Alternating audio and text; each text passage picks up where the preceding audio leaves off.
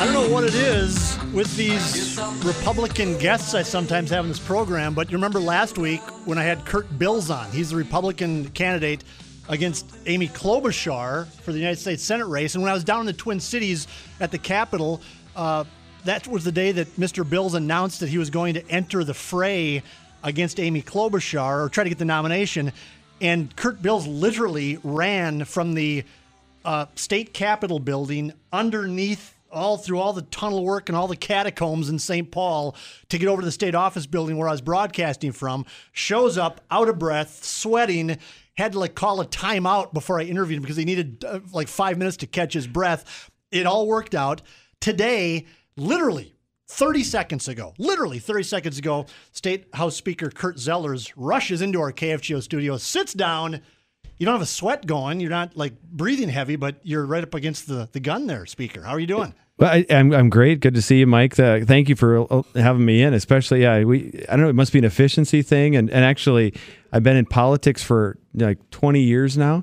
I have never had another Kurt, spelled K-U-R-T, in the legislature with me. Now we have three: Kurt Bills, Kurt Dowd from up in Isanti, and myself. So yeah, maybe it's just us. It's the Germans. They're slow on the uptake. A little slow. You said it, not me. That's for you. What are you doing up in this area? I see that you've kind of been bouncing around town today a little bit, doing some different things. What's up?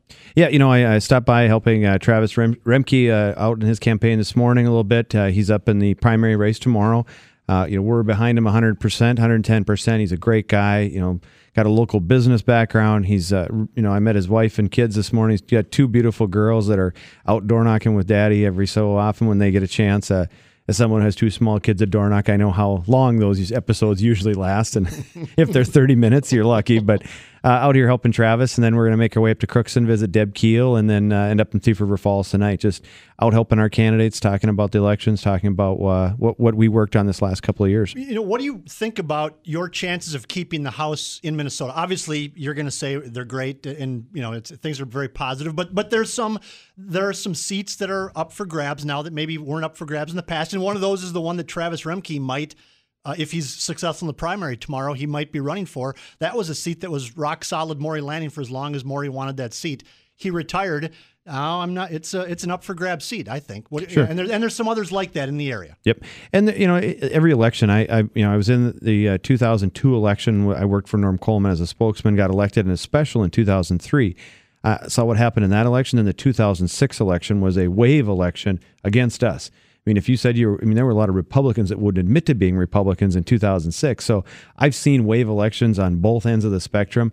I never take any election for granted. I think every seat is competitive. I'm door knocking in my own seat back in Maple Grove.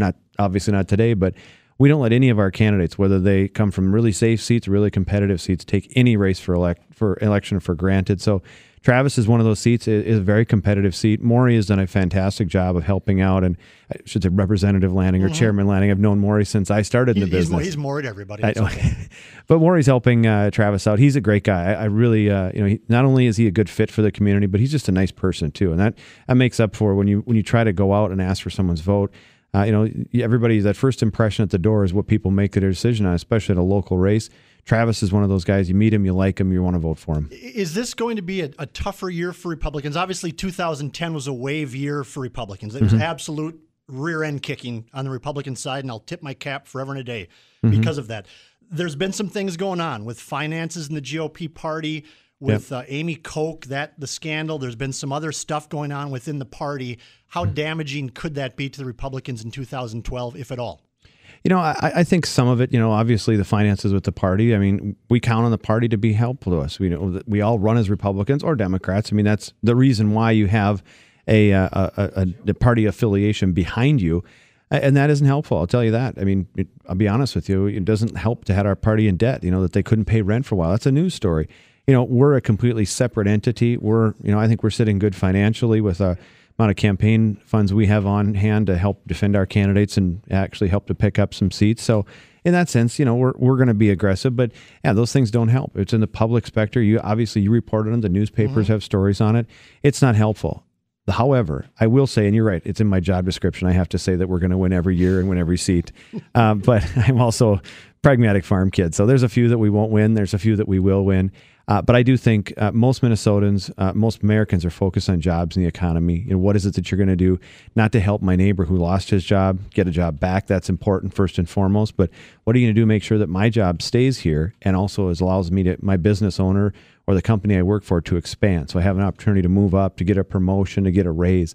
And that's what a lot of Minnesotans are focused on. That was our focus last session. It will continue to be next session. Is that what your tour around the state, are you focusing on that? Is that, I mean, every legislative session, candidates, parties take a stand or take a side, and I hate the word talking points because that minimizes it, but that's what your talking points are: jobs and businesses and regulations and things like that. Yeah, and especially right here in the Red River Valley. Growing up just across the border, I know what it was like growing up. I know what it's like now. We're in a hyper-competitive business market with you guys over here in Fargo. We have a higher regulatory burden. We have a little bit longer process to take when you want to site a facility, when you want to expand a facility. We have a higher business tax rate than, even close to North Dakota's business tax rate.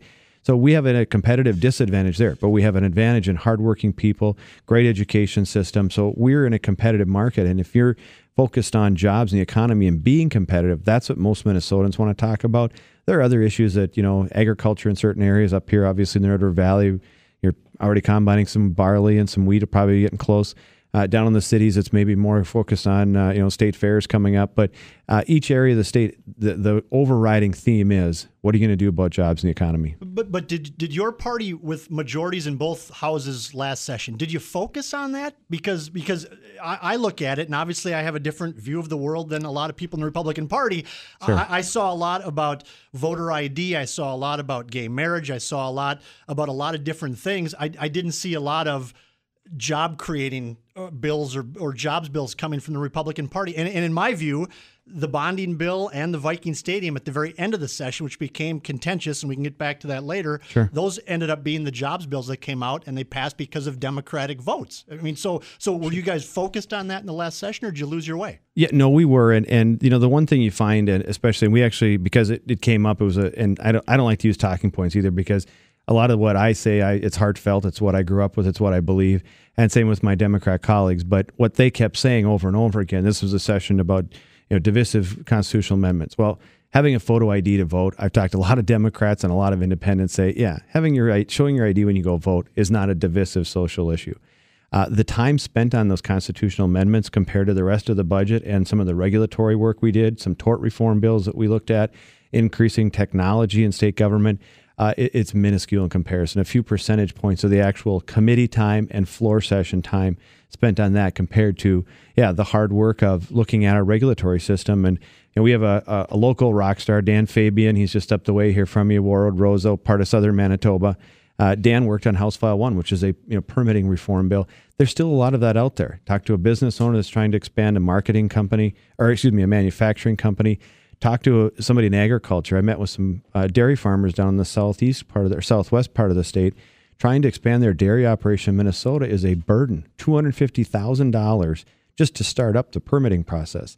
That's limiting our ability. That's what we've been focused on. But talk about permitting for a dairy farm. You're not going to get a lot of people to listen to the show or to read the front page of the Forum for that.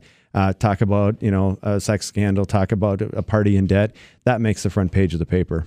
Kurt Zellers, he's the Speaker of the House in the great state of Minnesota. By the way, I live on the east side of the Red River. I live over in Oakport Township, so I'm one of you. You're one of me? Whatever. I'm one of you. I work for you, Mike. Whichever way we want to do it.